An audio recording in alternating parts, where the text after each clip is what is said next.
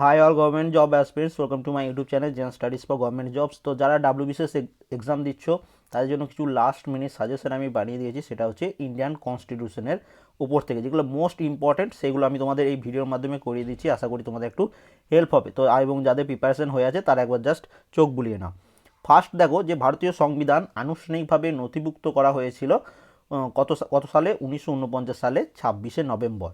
এবং ভারতীয় সংবিধান কার্যকরী হয়েছিল 1950 সালে 26শে জানুয়ারি। এই 1 নম্বর এবং এই 2 নম্বর প্রশ্নটা প্রত্যেক বছর প্রায় রিপিট হয়ে থাকে। হয় 1 নম্বরটা আসবে, না হয় 2 নম্বরটা আসবে।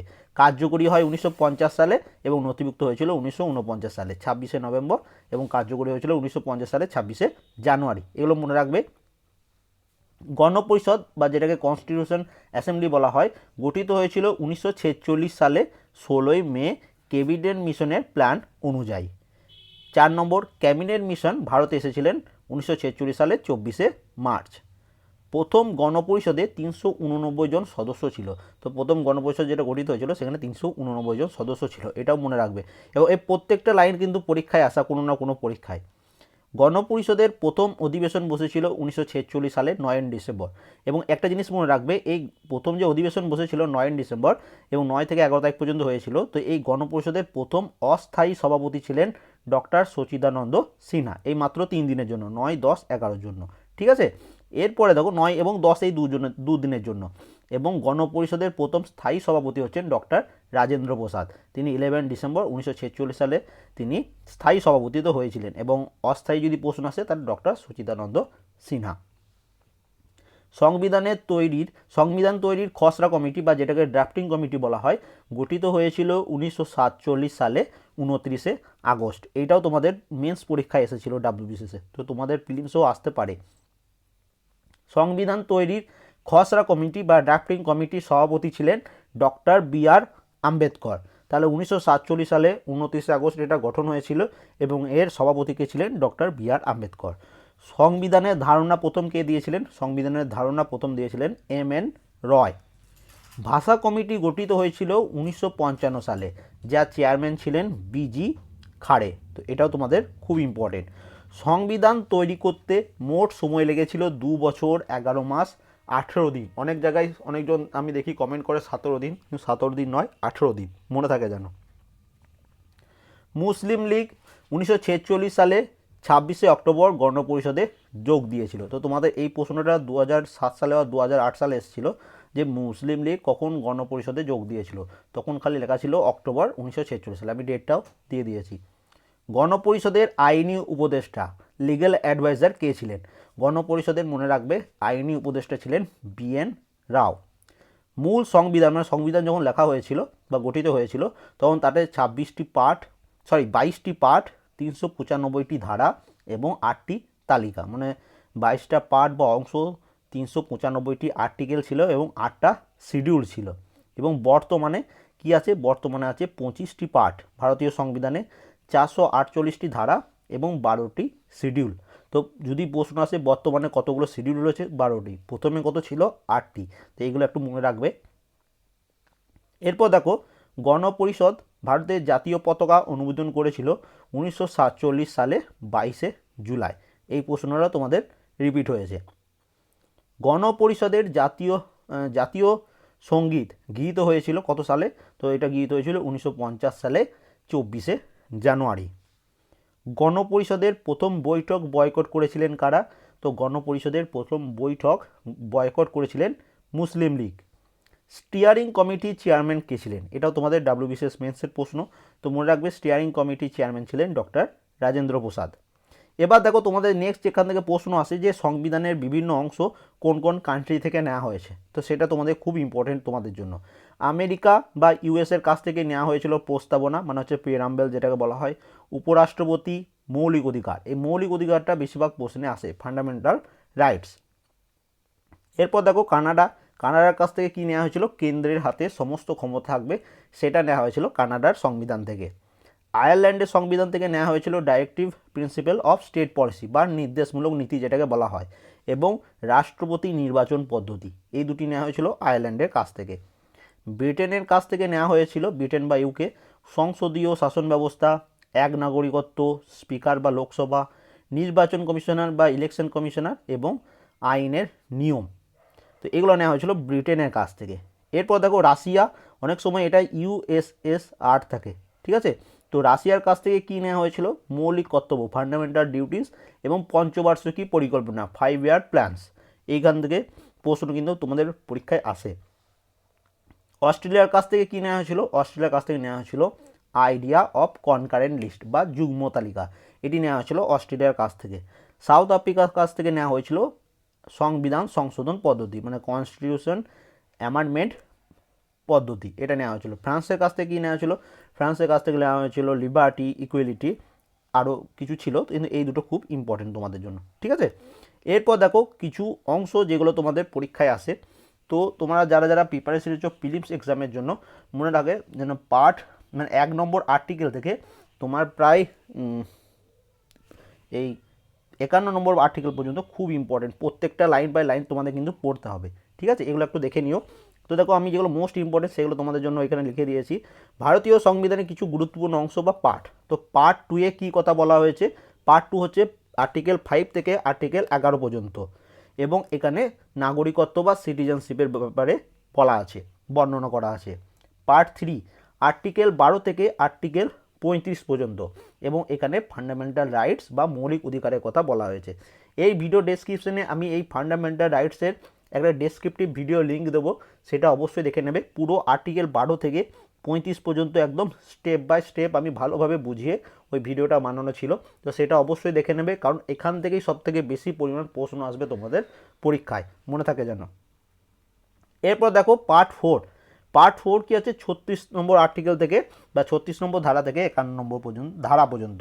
এর কি বলা হয়েছে, নির্দেশমূলক নীতি বা ডাইরেক্টিভ প্রিন্সিপাল অফ স্টেট পলিসির কথা এখানে বলা হয়েছে। এবার তোমাদের প্রশ্ন এখানে কেমনভাবে সেট হবে যে ভারতীয় সংবিধানের মৌলিক অধিকার কোন পার্টে বলা হয়েছে। পার্ট দেওয়া থাকবে পার্ট 2, পার্ট 3, পার্ট 4, পার্ট 5। কী অ্যান্সার হবে, পার্ট 3-তে। তো এইগুলো একটু মনে রাখবে। এরপর দেখো নেক্সট পার্ট 4A, যেটা সবথেকে ইম্পর্টেন্ট, সবথেকে বেশিবার রিপিট হয়েছে। তো পার্ট 4A এটা আর্টিকেল 51A নম্বর ধারায় বলা হয়েছে, এবং এটা কী সম্বন্ধে বলা আছে, এটা হচ্ছে মৌলিক কর্তব্য বা ফান্ডামেন্টাল ডিউটিস। তো ফান্ডামেন্টাল রাইটস যেটাকে মৌলিক অধিকার বলে, তো আমাদের বর্তমানে মৌলিক অধিকার কয়টি, 6টি। ফান্ডামেন্টাল ডিউটি বা মৌলিক কর্তব্য, আমাদের মৌলিক কর্তব্য কতগুলি, তো বর্তমানে আমাদের মৌলিক কর্তব্য হচ্ছে 11টি। তো এইগুলো একটু মনে রাখবে। এবার দেখো কিছু গুরুত্বপূর্ণ ধারা বা আর্টিকেলের কথা আমি এখানে বলবো, যেটা তোমাদের পরীক্ষায় আসার মতো। তো 1 নম্বর ধারায় কি বলা হচ্ছে, 1 নম্বর আর্টিকেল বলা হচ্ছে ভারত এবং তার অঙ্গরাজ্যের নাম। ধারা নম্বর হচ্ছে 14।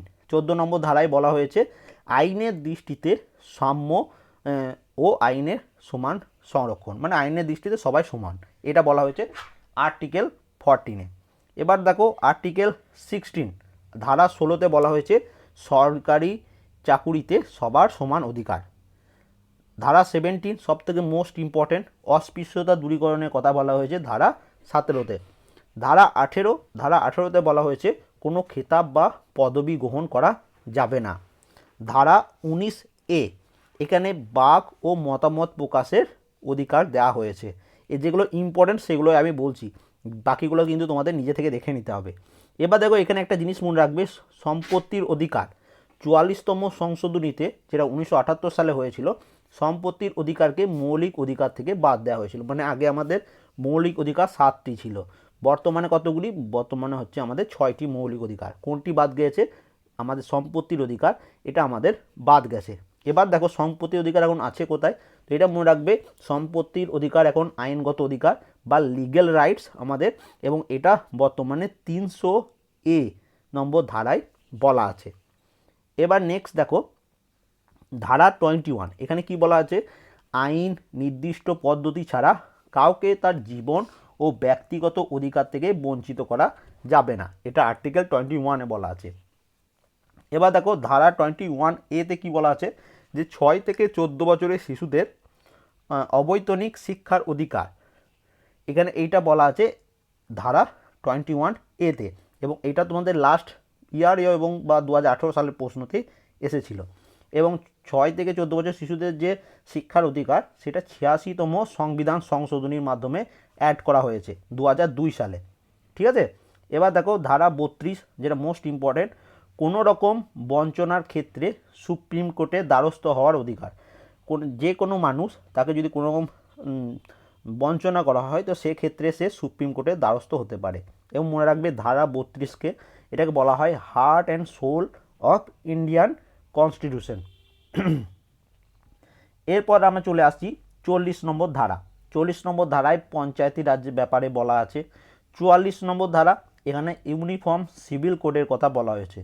এই দুটো কিন্তু মোস্ট ইম্পর্টেন্ট, এই দুটো উলট পালট করে যে কোনো একটা প্রশ্ন তোমাদের পরীক্ষায় আসে। 45 নম্বর ধারায় 6 থেকে 14 বছরের বয়স পর্যন্ত শিশুদের অবৈনৈতিক এবং আবশ্যিক শিক্ষার অধিকার দেওয়া হয়েছে। 51 ধারা আমরা প্রথমেই পড়লাম যে ফান্ডামেন্টাল ডিউটিস বা মৌলিক কর্তব্য সম্বন্ধে বলা আছে। এবার দেখো 52 নম্বর ধারা। 52 নম্বর ধারায় ভারতের রাষ্ট্রপতি সম্বন্ধে বলা আছে। 55 নম্বর ধারায় রাষ্ট্রপতি নির্বাচন পদ্ধতি বলা আছে। 61 নম্বর ধারা, যেটা মোস্ট ইম্পর্টেন্ট, এখানে রাষ্ট্রপতি অপসারণ বা ইমপিচমেন্ট পদ্ধতির কথা বলা আছে। 63 নম্বর ধারা, এখানে উপরাষ্ট্রপতির কথা বলা আছে। 64 নম্বর ধারায় উপরাষ্ট্রপতি পদাধিকার বলে রাজ্যসভার চেয়ারম্যান হবে, এটা বলা আছে 64 নম্বর ধারায়। এবং এটা অনেক সময় প্রশ্ন আসে যে রাজ্যসভার চেয়ারম্যান কে হয়, তো অ্যান্সার কি হচ্ছে উপরাষ্ট্রপতি। 72 নম্বর ধারায় কি বলা আছে যে রাষ্ট্রপতির ক্ষমার অধিকার, এই সম্বন্ধে বলা আছে 72 নম্বর ধারায়। 76 নম্বর ধারায় কি বলা আছে, 76 নম্বর ধারায় অ্যাটর্নি জেনারেলের কথা বলা আছে। 108 নম্বর ধারায় যৌথ অধিবেশন বা জয়েন্ট সেশন যেটাকে বলা হয় সেটার কথা বলা আছে। 110 নম্বর ধারায় অর্থ বিল বা মানি বিলের সংজ্ঞা দেওয়া আছে। 123 নম্বর ধারায় রাষ্ট্রপতি অর্ডিন্যান্স জারির ক্ষমতা আছে, সেটা বলা আছে 123 নম্বর ধারায়। 124 নম্বর ধারায় সুপ্রিম কোর্ট গঠনের কথা বলা আছে। 148 নম্বর ধারায় ক্যাগের অ্যাপয়েন্টমেন্টের কথা বলা আছে। 154 নম্বর ধারায় রাজ্যপালের প্রশাসনিক ক্ষমতা আছে, তো এটা 154 নম্বর ধারায় বলা আছে এবং এটাও তোমাদের WBCS-এর প্রিভিয়াস ইয়ারের প্রশ্নে এসেছে। 161 নম্বর ধারায় রাজ্যপালের ক্ষমা করার অধিকার আছে, এটা বলা আছে 161 নম্বর ধারায়। 164 নম্বর ধারায় রাজ্যের মুখ্যমন্ত্রী সম্বন্ধে বলা আছে। 216 নম্বর ধারায় হাইকোর্টের গঠনের কথা বলা আছে। 243 নম্বর ধারায় পঞ্চায়েতের সংজ্ঞা সম্বন্ধে বলা আছে। 243P নম্বর ধারায় পৌরসভার সংজ্ঞা সম্বন্ধে বলা আছে। এরপর দেখো নেক্সট 280 নম্বর ধারা, এটাও তোমাদের প্রিভিয়াস ইয়ার প্রশ্নে এসেছিল। অর্থ কমিশন বা ফিনান্স কমিশনের কথা বলা আছে 280 নম্বর ধারায়।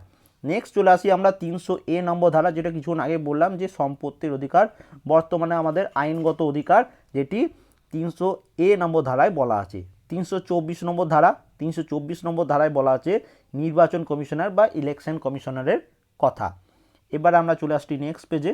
দেখো 326 নম্বর ধারা, এখানে বলা আছে কি যে ভোট দানের অধিকার, আমাদের সবার ভোট দানের অধিকার, সেটা বলা আছে 326 নম্বর ধারায়।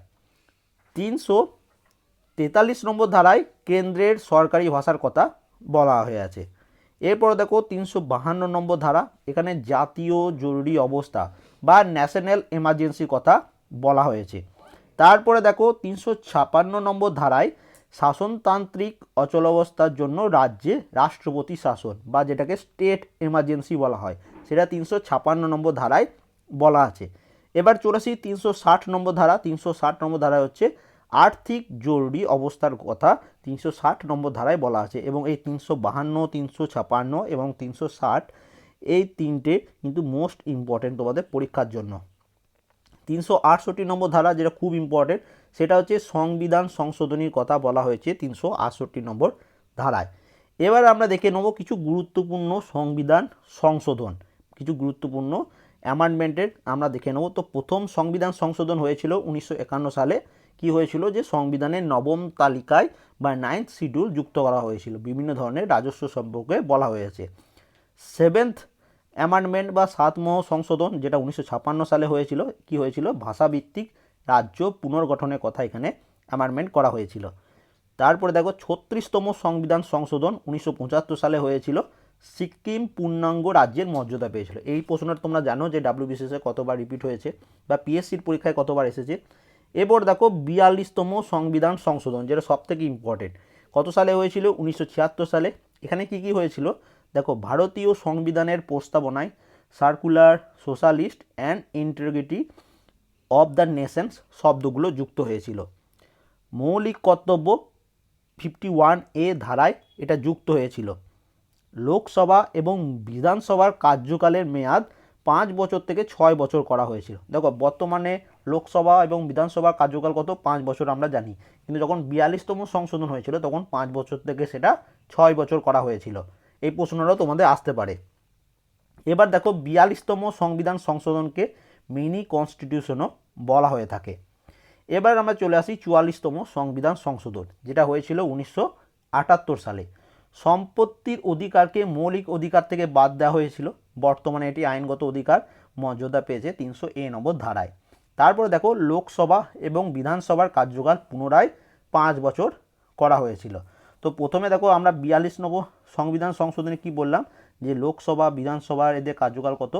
5 বছর থেকে 6 বছর করা হয়েছিল। আবার 44 নম্বরে কি করলো, আবার সেটাকে কমিয়ে 6 বছর থেকে 5 বছর করে নিল।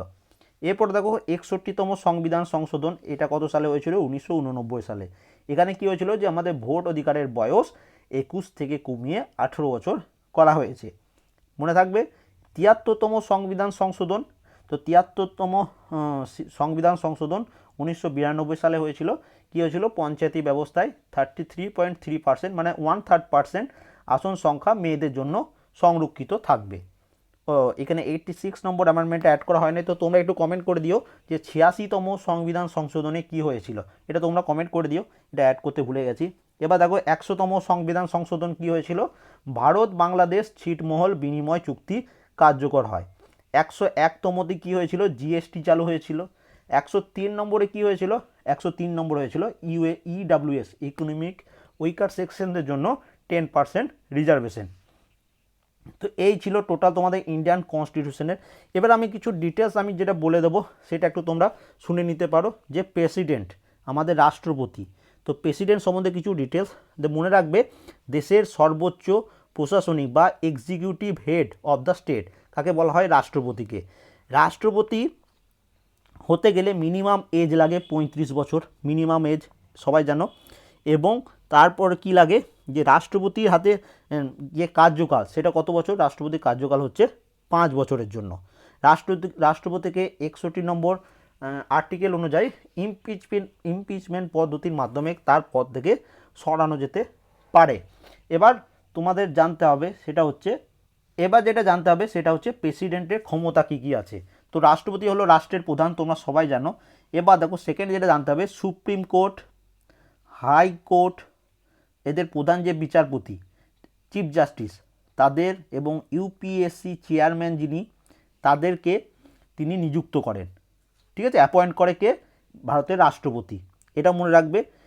রাষ্ট্রপতির হাতে আরেকটা কি ক্ষমতা আছে, সে রাজ্যসভায় 12 জন এবং লোকসভায় 2 জন মেম্বারকে মনোনীত করতে পারেন। এবং এই লোকসভায় যে 2 জন মেম্বারকে মনোনীত করেন, এই 2 জন হচ্ছে অ্যাংলো ইন্ডিয়ান। এটাও তোমাদের পরীক্ষায় এসেছে। এরপর দেখো রাষ্ট্রপতি এই যে এমার্জেন্সি যেগুলো আছে, জাতীয় জরুরি অবস্থা, state national emergency, state emergency, finance emergency, এগুলো কে জারি করে? রাষ্ট্রপতি। তো এইগুলো অবশ্যই মনে রাখবে। এবার দেখো একটা জিনিস তোমাদের এখানে মনে রাখবে,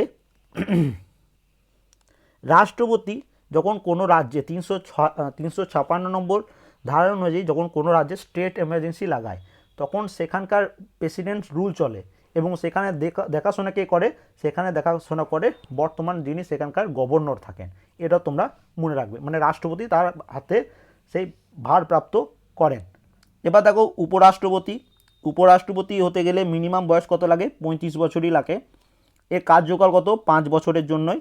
এবং পদাধিকার বলে রাষ্ট্রপতি হচ্ছেন উপরাষ্ট্রপতি হচ্ছেন রাজ্যসভার চেয়ারম্যান। এটা কত নম্বর? 64 নম্বর ধারায় বলা আছে, কিছুক্ষণ আগে পড়ালাম। তো এটা মনে রাখবে, উপরাষ্ট্রপতি সম্বন্ধে তোমাদের খুব কাজে লাগবে। এবার যেটা তোমাদের জানতে হবে সেটা হচ্ছে, এটা একটু তোমরা কমেন্ট করতে পারো যে ভারতের প্রধানমন্ত্রী হতে গেলে মিনিমাম এজ কত লাগে। তো ভারতের প্রধানমন্ত্রী হতে গেলে মিনিমাম এজ লাগে 25 বছর। কার্যকাল কত দিনের? 5 বছরের জন্য, এটা মনে রাখবে, ঠিক আছে। এবং এটা হয়ে গেল প্রধানমন্ত্রীর ক্ষেত্রে। এবং যদি লোকসভার মেম্বার হতে হয় মিনিমাম এজ 5 বছর, মিনিমাম এজ 25 বছর হতে হয় এবং তাদের কার্যকাল থাকে লোকসভার 5 বছর। রাজ্যসভার মেম্বার হতে গেলে মিনিমাম এজ 30 বছর এবং কার্যকাল কত সেটা তোমার কমেন্ট করবে। তো এই ছিল পুরো ইন্ডিয়ান কনস্টিটিউশন। আশা করি কিছুটা হেল্প করতে পারলাম। ভালো লাগলে অবশ্যই লাইক করবে। অ্যান্ড সবাইকে অল দ্য বেস্ট ডাব্লিউবিসিএস পরীক্ষার জন্য। And thank you for watching.